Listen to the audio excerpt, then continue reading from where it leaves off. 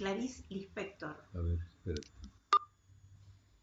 Clarice ¿Quién? Lispector es una escritora que nació en Ucrania en 1920, ya murió, no se sabe bien si fue a sus 57 años. Una escritora muy, muy particular, con un concepto de la literatura muy diferente, muy excepcional, digamos, una escritora que escribe, ella dice o decía hechos sin literatura. Es como que se oponía a lo literario, a lo florido de la literatura, ¿no? Y utiliza la palabra cruda, fuerte, a mí me encanta.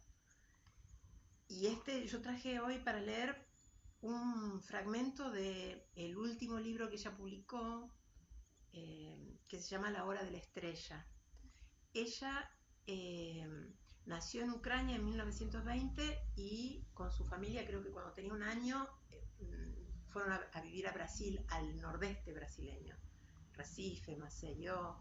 Ella fue una nordestina, como si la llama a la protagonista de esta historia.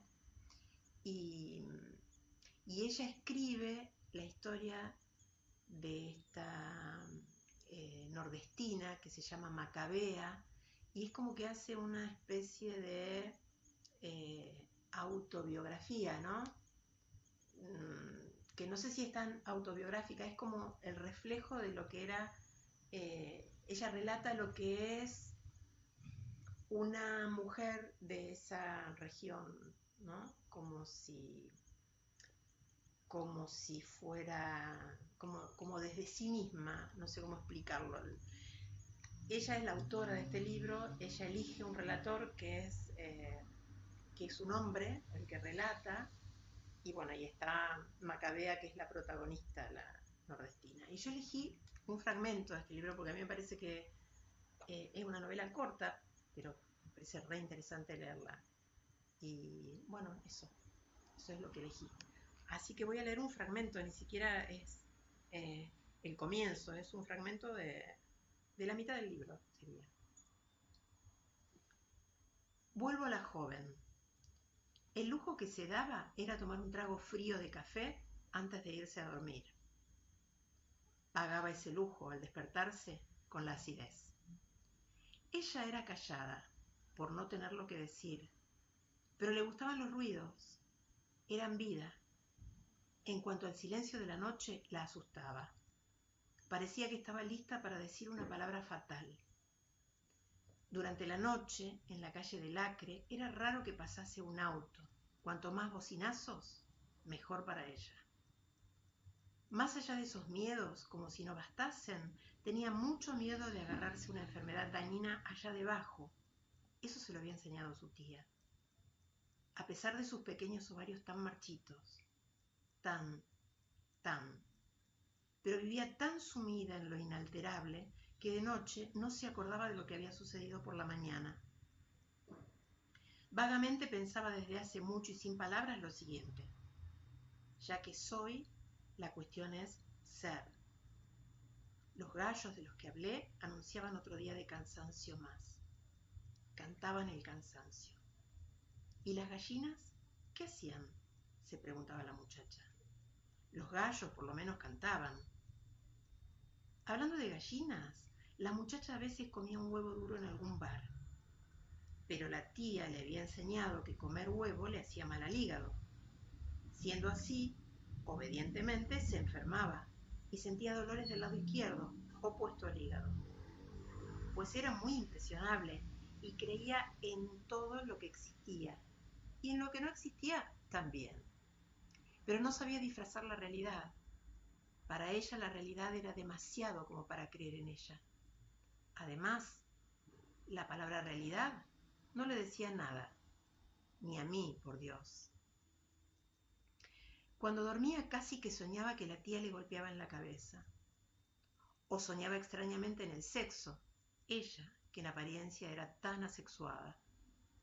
Cuando despertaba se sentía con culpa sin saber por qué. Tal vez porque lo que es bueno debía estar prohibido. Con culpa y contenta. A causa de las dudas se sentía culpable a propósito, y entonces rezaba mecánicamente 3 Ave Marías, amén, amén, amén. rezaba pero sin Dios. Ella no sabía quién era él, y por lo tanto él no existía. Acabo de descubrir que para ella, excepto Dios, también la realidad era muy poco. Se daba mejor con lo irreal cotidiano. Vivía en cámara lenta, libre saltando en el aire por las lomas. Lo errante era su mundo terrestre. Lo errante era lo de adentro de la naturaleza. Y encontraba bueno estar triste. No desesperada, porque eso nunca le sucederá, ya que era tan modesta y simple con aquella cosa indefinible, como si ella fuese romántica. Claro que era neurótica, no hay ni siquiera necesidad de decirlo. Era una neurosis que la sustentaba, mi Dios, por lo menos eso, muletas. Una que otra vez iba para la zona sur y se quedaba mirando las vitrinas resplandecientes de joyas y ropas satinadas, solo para mortificarse un poco. Es que extrañaba el encontrarse consigo misma y sufrir un poco es un encuentro.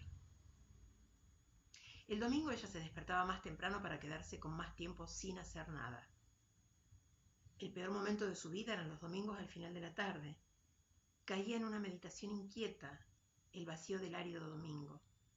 Suspiraba. Tenía nostalgia de cuando era pequeña, harina de mandioca seca, y pensaba que era feliz.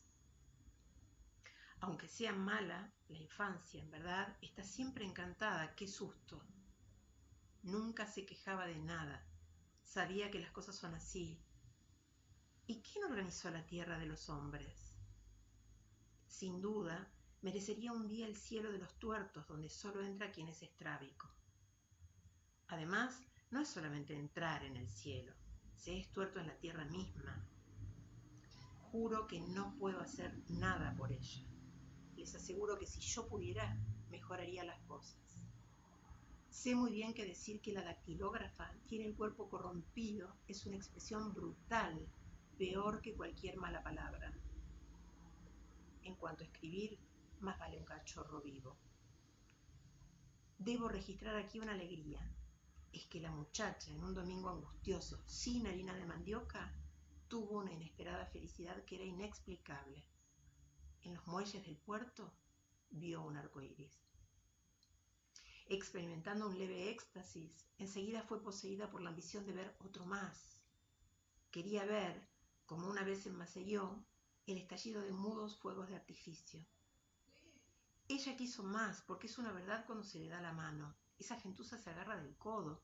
El pueblo sueña con hambre de todo, y quiere aún sin derecho alguno. ¿No es así? No había forma, al menos yo no puedo, de obtener los diversos brillos de la lluvia lluviosa, de los fuegos de artificio. ¿Debo decir que ella se volvió loca por los soldados? Así era. Cuando veía a uno, pensaba con un estremecimiento de placer: ¿será él quien me mate? Si la muchacha supiese que mi alegría también viene de mi más profunda tristeza, y que la tristeza era una alegría fallida. Sí, ella era un poquitín alegre dentro de su neurosis de guerra. Y se daba un lujo, además de ir una vez por mes al cine. Se pintaba con un rojo groseramente escarlata las uñas de las manos. Pero como se las roía casi hasta la raíz, el rojo se desgastaba enseguida, y abajo se veía el negro sucio. ¿Y cuando se despertaba? Cuando se despertaba no sabía más quién era. Solo un poco más tarde pensaba con satisfacción: soy dactilógrafa y virgen, y me gusta la Coca-Cola. Solo entonces se vestía de sí misma y pasaba el resto del día representando con obediencia el papel de ser. ¿Enriqueceré este relato si uso algunos términos técnicos difíciles? Pero ahí está la cuestión. Esta historia no tiene ninguna técnica, ni de estilo. Ella es lo que Dios quiera. Yo por nada del mundo mancharía con palabras brillantes y falsas una vida parca como la de la dactilógrafa. Durante el día yo hago, como todos, gestos que pasan desapercibidos para mí mismo, pues uno de los gestos más desapercibidos es esta historia, de la que no tengo la culpa y que saldrá como sea. La dactilógrafa vivía en una especie de aturdido nimbo entre cielo e infierno. Nunca había pensado en yo soy yo. Creo que juzgaba que no tenía derecho.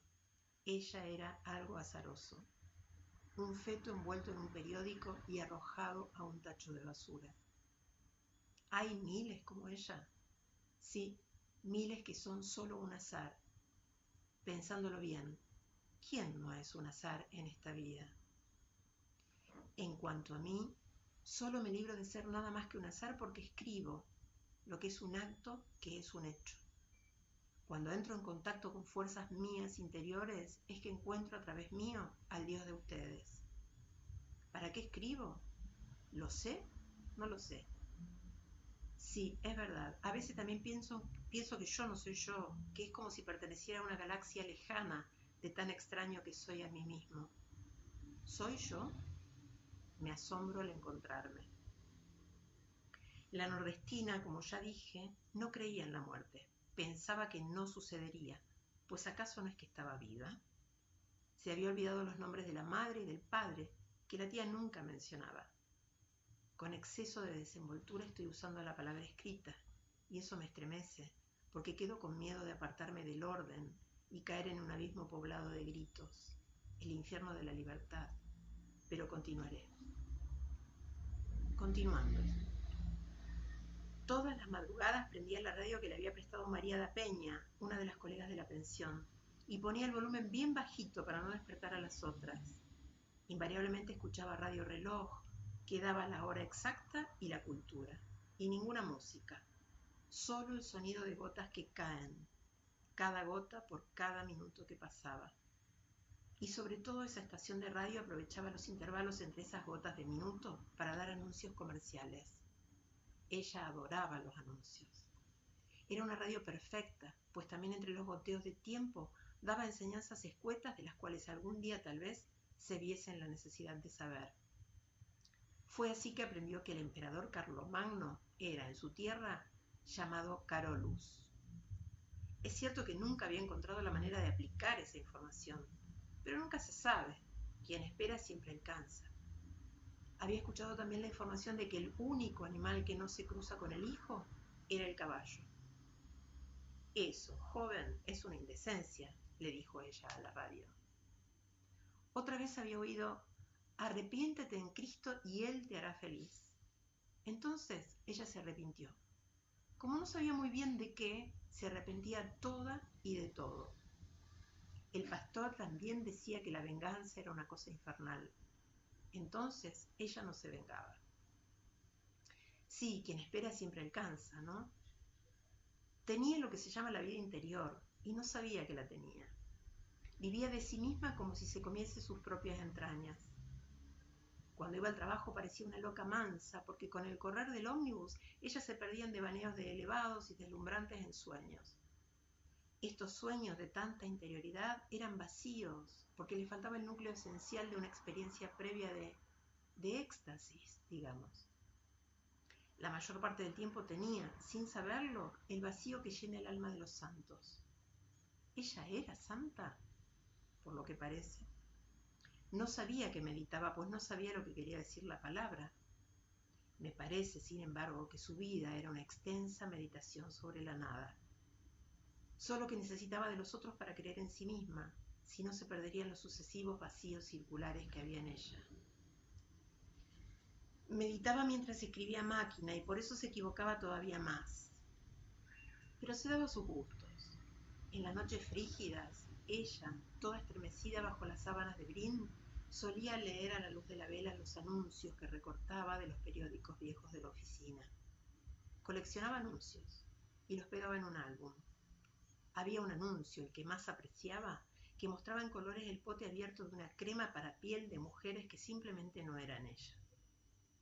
Ejecutando el tic fatal que había aprendido de pestañear, imaginaba con deleite. La crema era tan apetitosa que si tuviese dinero para comprarla, no sería boba. Qué piel ni nada, ella se la comería, sí, a cucharadas y del pote mismo. Es que le faltaban grasas y su organismo estaba seco como bolsa medio vacía de tostadas despedazadas. Se había vuelto como el tiempo, materia viviente en su forma primaria. Tal vez fuese así para defenderse de la gran tentación de ser infeliz de una vez por todas y de tener lástima de sí misma. Cuando pienso que yo podría haber nacido ella, ¿y por qué no?, me estremezco. Y me parece una fuga cobarde el hecho de yo no ser ella, y siento culpa, como dije en uno de los títulos. En todo caso, el futuro parecía que iba a ser mucho mejor. Por lo menos el futuro tenía la ventaja de no ser el presente, y siempre hay algo mejor para lo malo. Pero no había en ella miseria humana, es que tenía en sí misma algo de flor fresca, pues por extraño que parezca, ella creía. Era apenas fina materia orgánica.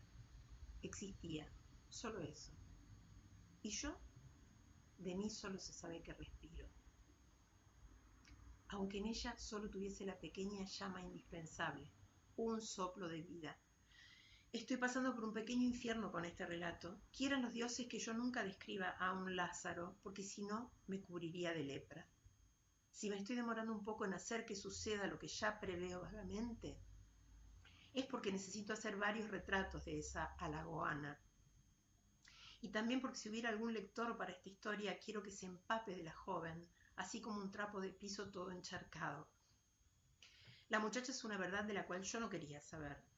No sé a quién acusar, pero un reo debe haber. Al entrar en la semilla de su vida estaré como violando el secreto de los faraones. Tendré como castigo la muerte por hablar de una vida que contiene, como todas nuestras vidas, un secreto inviolable. Busco con furia encontrar en esa existencia por lo menos un topacio de esplendor. Al final tal vez lo vislumbre, pero eso todavía no lo sé, aunque mantengo las esperanzas. Me olvidé de decir que a veces la dactilógrafa tenía náuseas al comer. Eso le venía desde pequeña, cuando supo que había comido gato frito. Esto la asustó para siempre. Perdió el apetito y solo sentía el gran hambre. Le parecía que había cometido un crimen y que había comido ángel frito, las alas crujiendo entre los dientes. Ella creía en ángeles y, porque creía, ellos existían. Nunca había cenado o almorzado en un restaurante. Solía hacerlo de pie en el bar de la esquina. Tenía la vaga idea de que mujer que entra en restaurante es francesa y hecha para el disfrute. Había cosas que no sabía lo que significaban. Una era efemérides.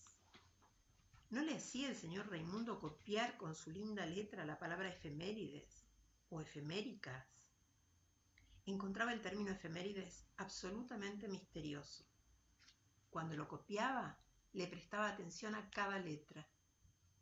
Gloria era estenógrafa y no solo ganaba más, sino que parecía no confundirse con las palabras difíciles que tanto le gustaban al jefe. Mientras, la muchachita se había apasionado por la palabra efemérides. Otro retrato. Nunca había recibido regalos.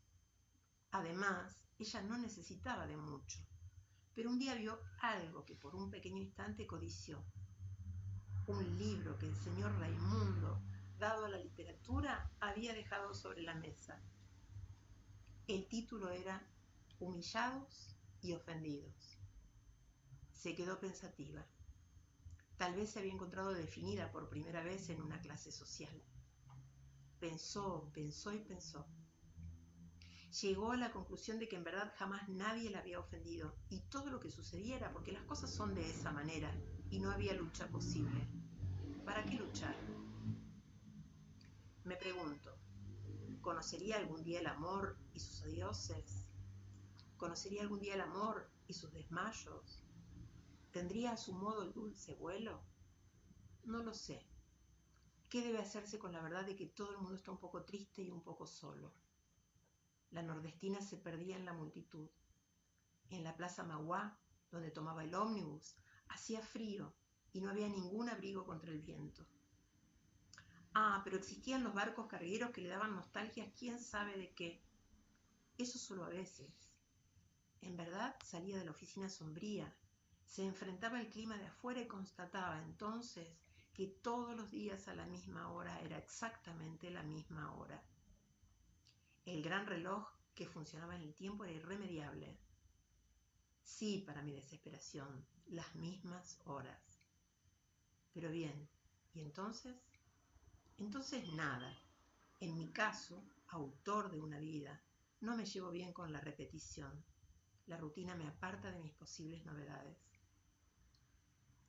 Hablando de novedades, la muchacha un día vio en un bar un hombre tan lindo que quiso tenerlo en su casa.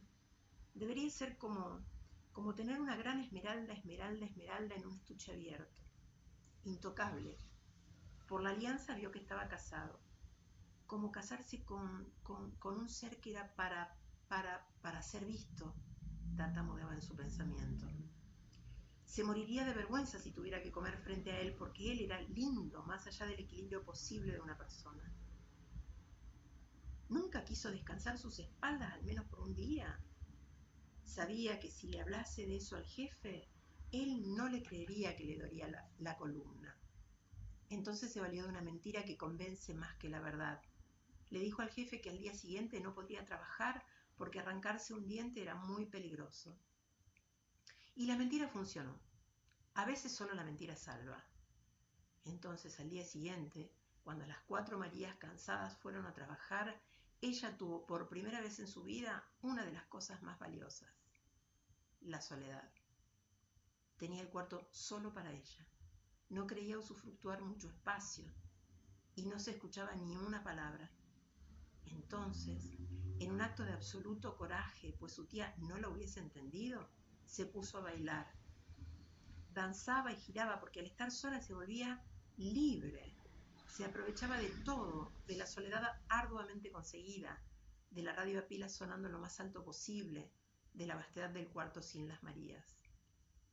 Tomó, como un favor que le hacía la propietaria, un poco de café soluble y también como favor le pidió agua hirviendo y se tomó todo el café lamiéndose y delante del espejo para no perderse nada de sí misma.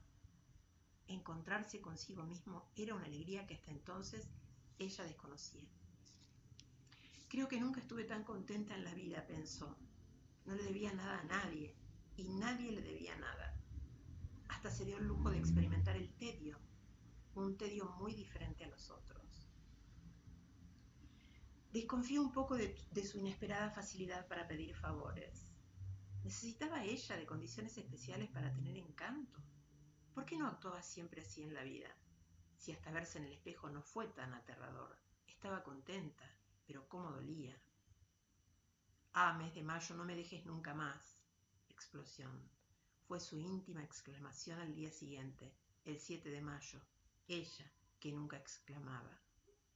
Probablemente porque al fin alguna cosa le era dada. Dada por ella misma, pero dada. En la mañana del día 7, un éxtasis inesperado para el tamaño de su cuerpo. La luz abierta y brillante de las calles atravesaba su opacidad. Mayo, mes de los velos de novia que fluctúan en blanco. Lo que sigue es apenas una tentativa de reproducir 3 páginas que escribí y que mi cocinera, viéndolas sueltas, las arrojó para mi desesperación a la basura. Que los muertos me ayuden a soportar lo casi insoportable, ya que de nada me sirven los vivos. Ni de lejos conseguí igualar la tentativa de repetición artificial de lo que originalmente escribí sobre el encuentro con su futuro novio. Con humildad contaré ahora la historia de la historia. Por lo tanto, si me preguntaran cómo fue, diré, no sé, me perdí el encuentro. Mayo, mes de las mariposas novias fluctuando entre velos blancos. Su exclamación tal vez haya sido un preanuncio de lo que iría a suceder al caer la tarde de ese mismo día. En medio de la lluvia abundante encontró la primera especie de novio de su vida, su corazón latiendo como si ella se hubiese devorado un pajarito revoloteante y prisionero. El muchacho y ella se miraron por entre la lluvia y se reconocieron como 2 nordestinos, animales de la misma especie que se olfatean. Él la miró mientras se secaba el rostro mojado con las manos, y la muchacha le bastó verlo para convertirlo inmediatamente en su dulce de guayaba con queso. Él se aproximó y con la tonada de nordestino que la emocionó, le preguntó: «Me disculpa, señorita, pero ¿puedo invitarla a pasear?» «Sí», respondió precipitadamente antes de que él cambiara de idea. «Si me permite, ¿me diría cuál es su gracia?» «Macabea». «¿Maca qué?» Bea se vio obligada a completar. Le pido que me disculpe, pero parece una enfermedad de la piel. Yo también lo encuentro raro, pero mi mamá me lo puso por una promesa que le hizo a Nuestra Señora de la Buena Muerte para que yo sobreviviera. Hasta que tuve 1 año, yo no era llamada de nada porque no tenía nombre, y yo hubiese preferido a que nunca me pusieran ningún nombre en vez de tener uno que nadie tiene. Pero finalmente la promesa funcionó. Se detuvo un instante retomando la respiración perdida y agregó desanimada y con pudor. Pues como el Señor puede ver, yo sobreviví, ¿no? También en el sertón de Paraíba la promesa es cuestión de una gran deuda de honor. Los dos ignoraban cómo se pasea. Anduvieron bajo la espesa lluvia y se detuvieron delante de la vidriera de una ferretería donde estaban expuestos, detrás del vidrio, caños, latas, grandes tornillos y clavos. Y Macabea, con miedo de que el silencio ya significase una ruptura, le dijo a su recién enamorado: «A mí me gustan los tornillos y los clavos. ¿Y a usted?». La segunda vez que se encontraron caía una llovizna que mojaba hasta los huesos. Sin ni siquiera tomarse de las manos caminaban bajo la lluvia, que en la cara de Macabea parecía correr como lágrimas. La tercera vez que se encontraron, pero no era que estaba lloviendo. El muchacho, irritado y perdiendo el leve barniz de finura que el padrastro costosamente le había enseñado, le dijo: «Pero usted también lo único que sabe es llover». «Perdón». Pero ella ya lo amaba tanto que no sabía ya cómo librarse de él. Estaba desesperada de amor. Una de las veces que se encontraron, ella le preguntó finalmente el nombre. «Olímpico de Jesús Moreira Chávez». Mintió, ya que tenía solamente como apellido Jesús, apellido de los que no tienen padre. Había sido criado por un padrastro que le había enseñado el modo educado de tratar a las personas para aprovecharse de ellas, y le había enseñado también a conquistar mujeres. «No entiendo su nombre», dijo ella. «Olímpico». Macabea fingía una curiosidad enorme, escondiéndole el hecho que ella nunca entendía todo muy bien, y que eso era siempre así. Pero él, gallito de riña que era, sintió escalofríos en todo el cuerpo con la pregunta tonta y que no sabía cómo responder. Dijo enojado: «Lo sé, pero no tengo ganas de decirlo». «No te enojes, no te enojes, no te enojes. No es necesario que la gente entienda los nombres». Ella sabía lo que era el deseo, aunque no supiera que sabía. Era así. Se quedaba hambrienta, pero no de comida. Era un gusto medio doloroso, que subía desde el bajo vientre y le erizaba las puntas de los senos y los brazos vacíos sin abrazos. Ella se volvía toda dramática y vivir dolía. Terminaba entonces medio nerviosa y Gloria le daba agua con azúcar.